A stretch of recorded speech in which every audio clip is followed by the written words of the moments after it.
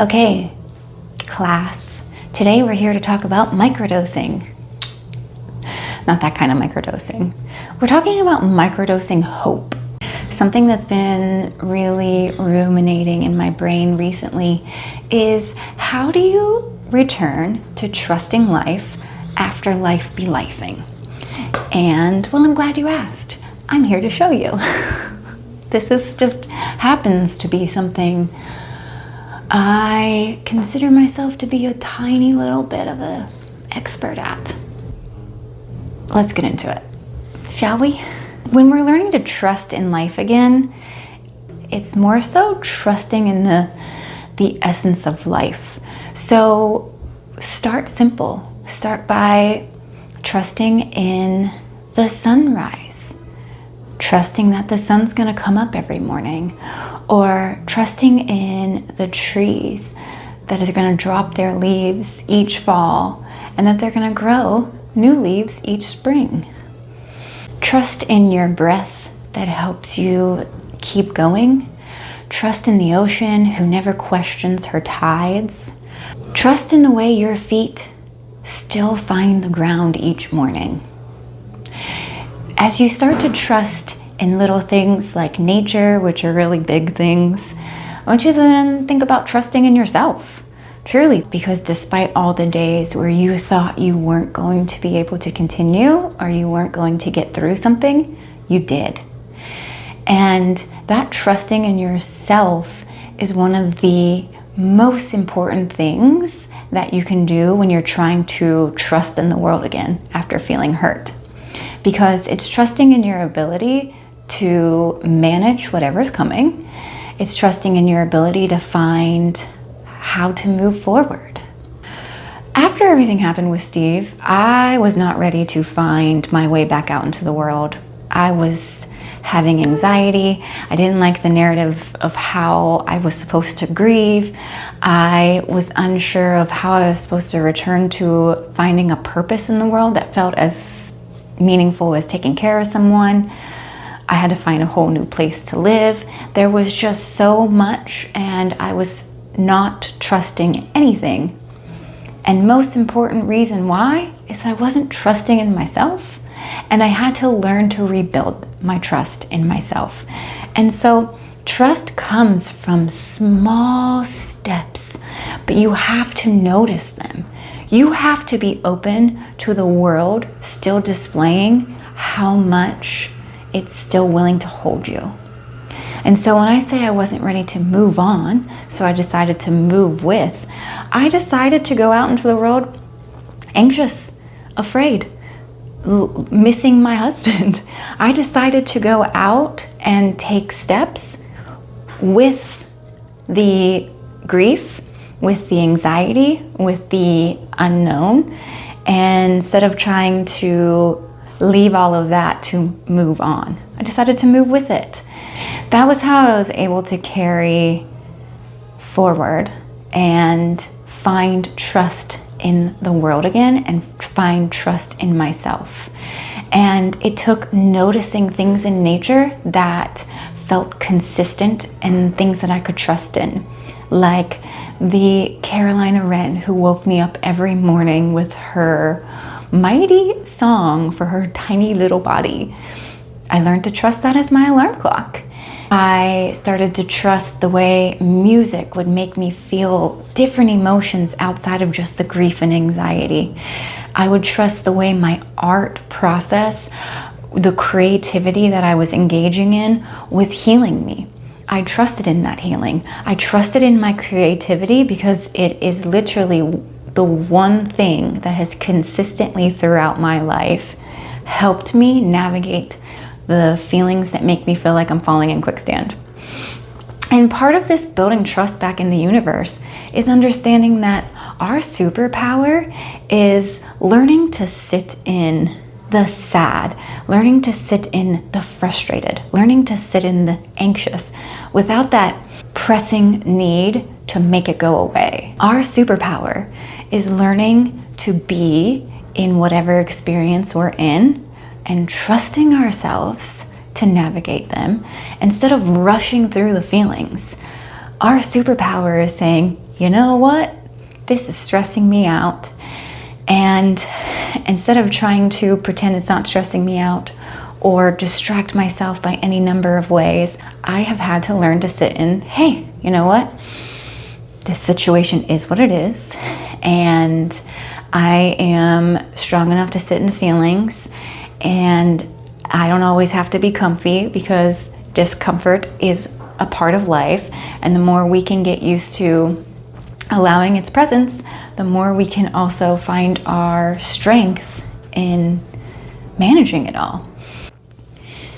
If you would have told Hope, who had just lost her husband, who had just lost her purpose, that she was going to be buying her own loft eventually, and she was going to be starting her own practice and be coaching people and being really confident in her ability to help people sit in the same feelings she once felt like she was drowning in, if you were to tell that Hope that this is where I'm at now, I don't know that she would have believed you.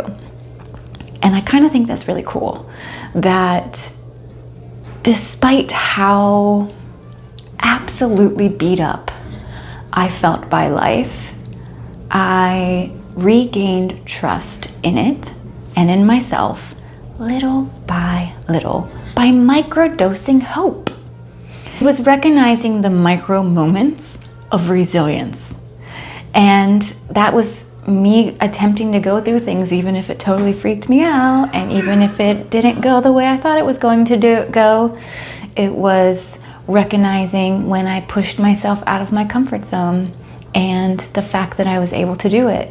It was recognizing that I was starting to trust other people again. It was recognizing that I was trusting in myself so much that I went back to work and held people's lives in my hands, so to speak.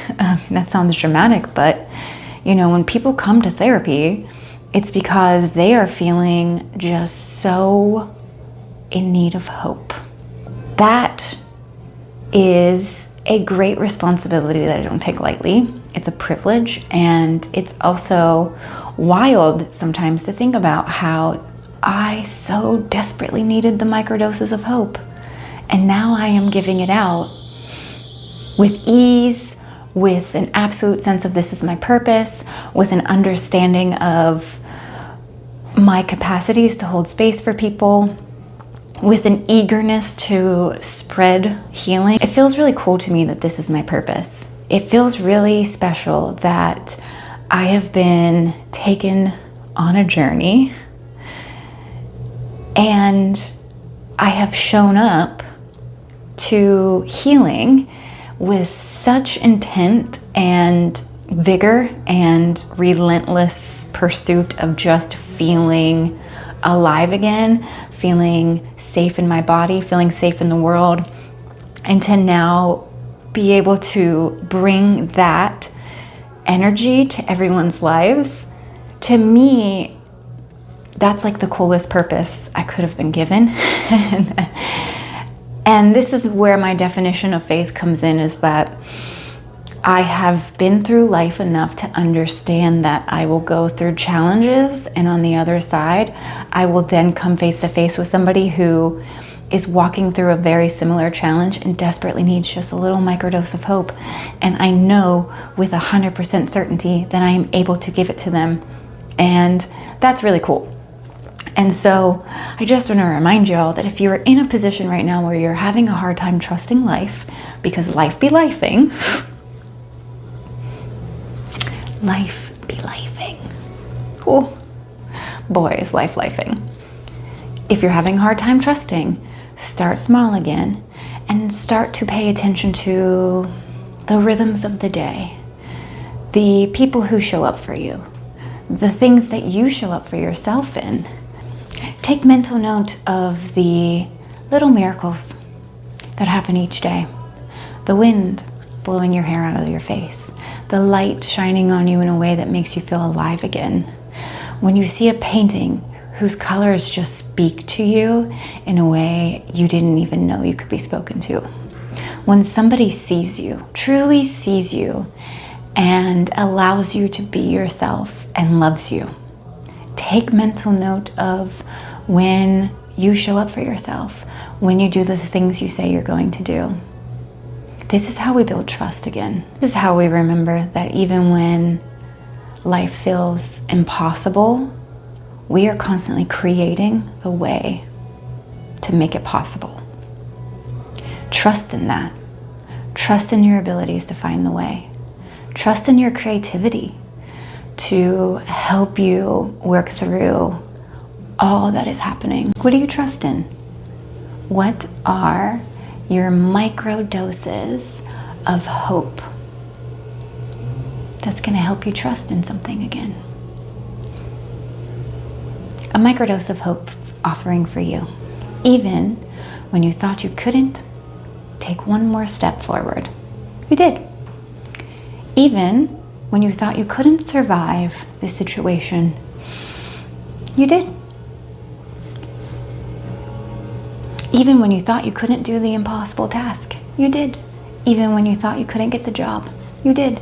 Even when you thought you couldn't make the project that was living in your brain come to life, you did.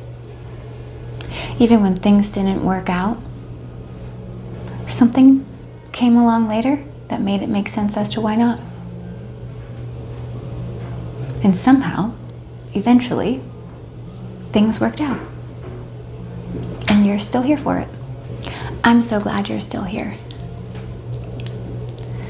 You don't have to find your way back to trust alone. I think healing is a very relational thing. And that's why I know it's my purpose to walk people through this, because it feels so important to me. So if you're at a point where you're having a hard time finding trust again, let me help you.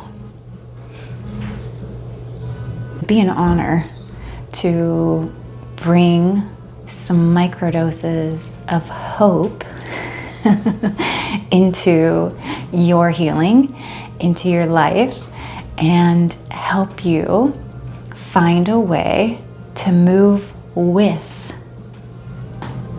into love, into faith, into trust, into your most alive, fulfilled, focused self. You got this. I can get you there. You know where to find me.